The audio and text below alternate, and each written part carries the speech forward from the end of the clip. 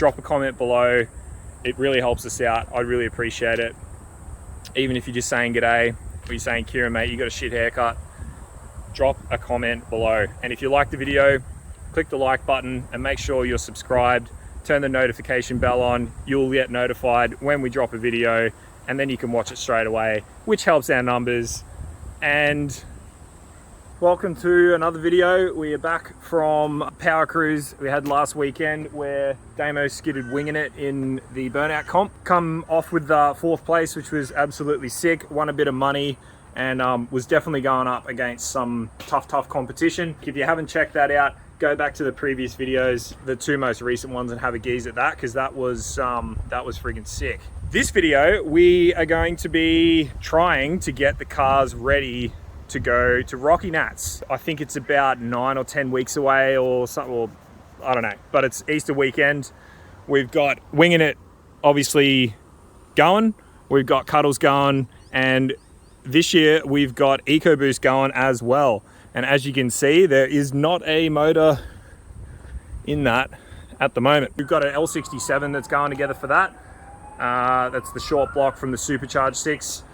And then obviously the top end will just go straight back on, and it'll be boosted, makes like mid 400s at the wheels, and yeah, it goes pretty hard. So yeah, we're super keen for that. I've got a pretty big list on Cuddles to work through, so we're going to do a little bit of that today. Winginit is the same, just little bits and pieces that we want to sort of tidy up. The other thing is we are building an engine for a guy up in Rocky. It's an LS1. It's got the same heads actually that Shifty runs. So we're going to take a look at those in a minute, and I'm actually going to try and CC them so that we know, we can figure out what comp ratio this thing's going to be at. We've got another engine in the works as well, which I won't divulge yet, but it's from another guy who come up, sort of made some inquiries down at Rockynats and said, can you guys build engines? And absolutely we can. We're trying to move into that space and get some more engines coming through the shop. So yeah, and if you guys have got any ideas or whatever, definitely hit us up. And the best place to do that is on Facebook. Either message Damien, message myself, or message the Winginit page, and we can absolutely have a chat. Just while we're here, I'll quickly show you some other shit that happened to Cuddles down at Rockynats. Those of you who've watched the old videos, we went through Skid Row and popped one tire but didn't pop the other, and they said don't keep going if you've popped one, like just try and drive off. So I did that. So here we're looking at the diff in Cuddles. You can see is leaking, which is just fantastic. But that that mount should not be there dangling down like that. So I put a big sway bar in there. It's nice and friggin' beefy, and it literally ripped the mount straight off the chassis. So that's it there. It's sort of hung down a bit. But yeah, if you can imagine, like one tire popped, you got a carload of people in there, the diff's trying to, you know, be on a lean, and plus I was giving it plenty of friggin' foot cam, and there's lots of forces going on there, and it literally just ripped straight off, ripped the mount straight out of the car. So that's going to need to be looked at. We need to get the car obviously on the hoist, figure around with that. So let's pull these heads out. We'll have a look, CC the chambers, and see what we can come up with there, just to make sure that we know exactly what compression ratio this new build is going to be. All right, so we'll give you a look at these heads. Like I said, same as the ones in Shifty, and by that I mean they are standard heads, 241s. So we're broken through to the rocker stud there, which is normal, and then you can see all the nice shiny bits there where the cut has reached. Same sort of thing, you can see the parts that they've touched and the parts that either were previously touched, or yeah, it definitely looks like these have been ported before. What we're going to do is just whack a few springs on them, and just on one of the chambers and just CC the chambers, and that way we're going to be able to see, we're going to be able to calculate what compression ratio this motor's going to be at. Rightio, here's the springs, here's a look at the part number we're going to chuck on these.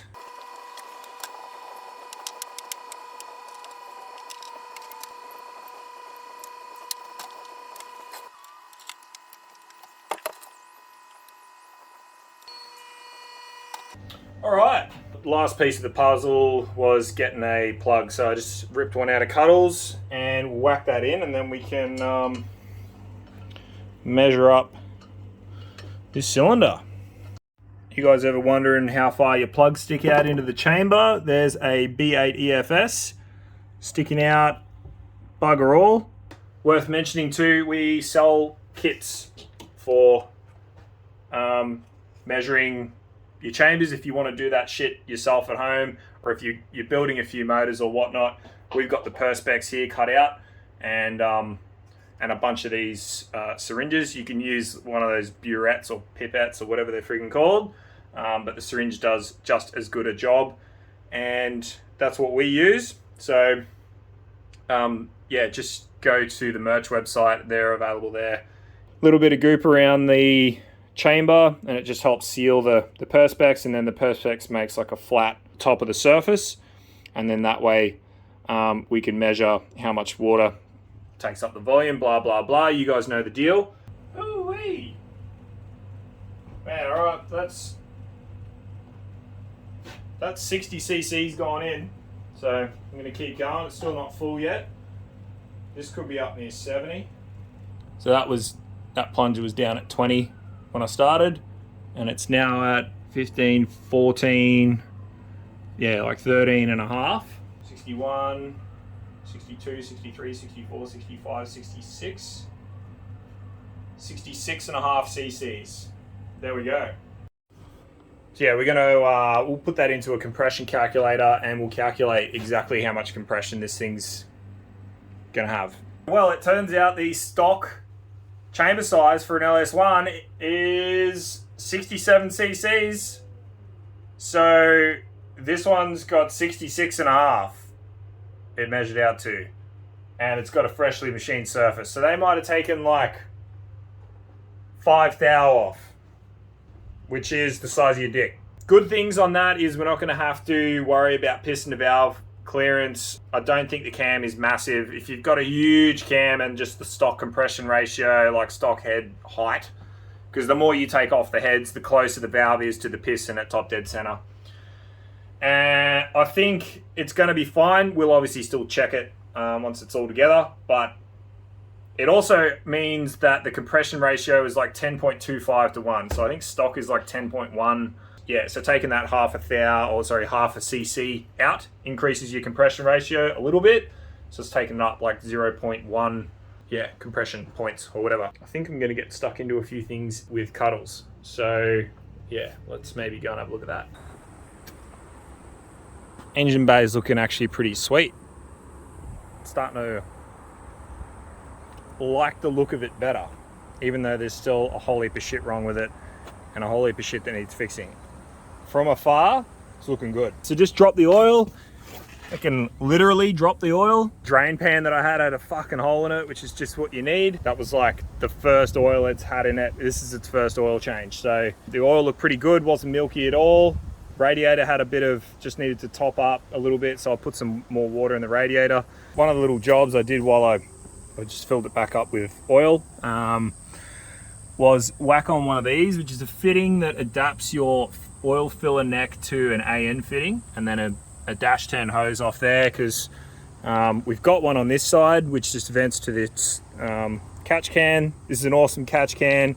It's the same one, same design as what's in Misfit, that just won the Power Cruise skids. Jamie very kindly gave me the templates for his, because he's got obviously the same as these in his car, and I said, man, they look sick. He just gave me the templates and said, go hard. One of my really good mates from school, Reese, knocked it up. I've just been loving them, man. They're freaking awesome. They look great, and they're also functional. Like, they got baffling and stuff on the inside of them and whatnot. So Yeah, it really helps. So yeah, just wanted to connect both sides, both rocker covers. We aren't fancy like that with that shit. You can get like the really nice war speed ones, the billet ones and whatever, but man, billet rocker covers, like I cannot justify billet rocker covers when we're sitting on stockies, man. Like it's not, that's not the game we're playing right now. What else? Oh yeah, so at Rockynats, I kept having dramas with this tensioner, and it's only got one like nut on it or bolt, basically tightening it up, and then it was backing off a little bit and it was making the belt pretty loose. And what it done is down here where you can see there that a bit of exposed copper for the fan wiring, the belt was so loose that it was moving all the way over here and rubbing on this wiring, so that needs to be fixed. Same with this, I ended up using some zip ties across here to move this. That just comes from the steam port, so the steam port kit comes out and just goes straight into the top hose here. There's a bit right where my finger is that's quite close to the belt, and the belt was flapping around and touching that, so you can see in there. I just don't want that to be busting through and leaking coolant everywhere, obviously, so that needs to be fixed. And the other things are, we need to put fresh plugs in it, retune the idle, because at Rockynats I screwed all the idle mixture screws right in to save a bit of fuel, because $4 a litre for methanol was not good times, which is funny because those of you who saw the car at Rockynats, I had the shits with the idle because it was so lean. It wasn't, didn't have that blower surge like I wanted, and so I ended up using my foot to sort of fuck around just on the cruise route, which was super fun and also funny and shit. Like, I don't know, I thought it was fucking hilarious, but I ended up using the same amount of fuel that I would have if I just left the idle, you know, where it's surging. Got to be pretty rich to do that. So anyway, so it's got to retune that, and I've also got to wire in the trans brake, because the trans brake would never hook it back up with the new motor, and Rocky, I think they're gonna need to see reverse lights which are hooked up to the trans brake, so the reverse lights come on when you hit the trans brake. So yeah, anyway, enough about Cuddles. That's it. That's what we need to do for that. Winginit, sitting pretty. So it's just come back from a show. Obviously it's just done power cruise. I think it's going to need a service. It's going to need, oil and filter. Here's a look at that. What was that nice, lovely, fresh paint is getting all battered up again. Rear here has all been folded up and in, and it's just wreaking a bit of havoc here. So still got the old like stock width diff, which just has the tyre sitting right out, and it's just creating all this slap, and I think Damo's planning on fixing sooner rather than later, whenever he can.